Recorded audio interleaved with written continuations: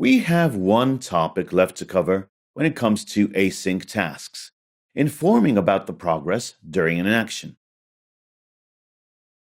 Let's assume that instead of one long waiting delay, we have, for instance, 100 waiting delays at 100 milliseconds each.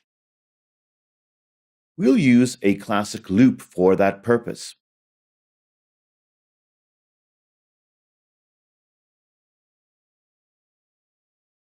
Each time the I parameter changes, we inform about this.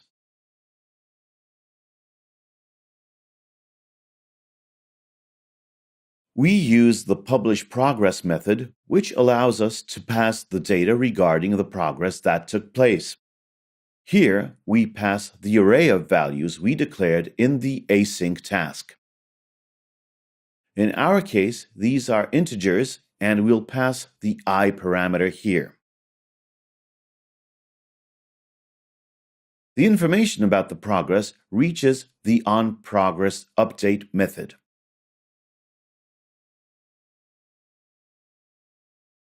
This is yet another method called in the UI thread. It's automatically synchronized. The moment we send publish progress, the method is informed about the changes in the UI thread. Having the data at our disposal, we can log it.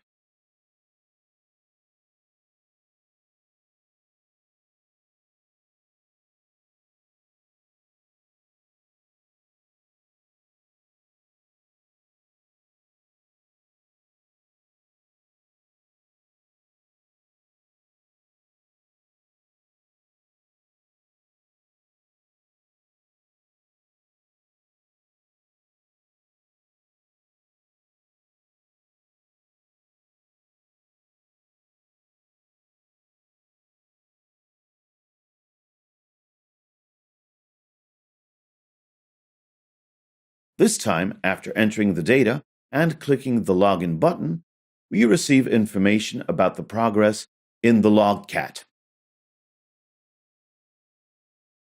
After finishing the loop, another activity is started.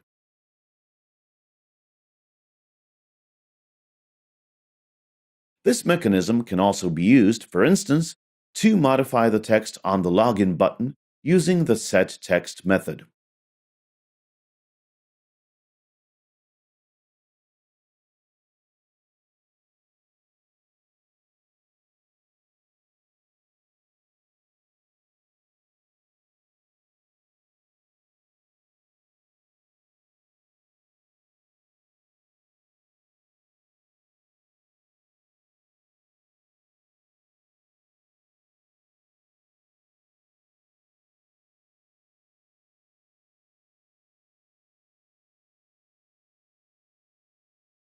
Now we can see the changing value on the inactive button.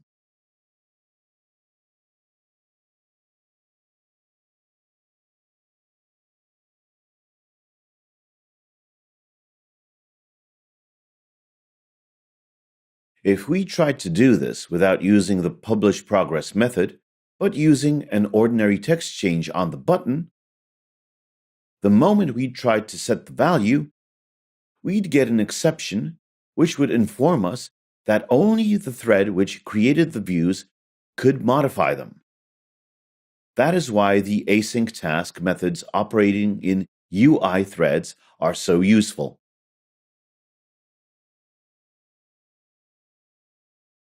We already have the code which we can use to call long-term operations. In the next module, we'll deal with calling HTTP queries in order to actually test the login.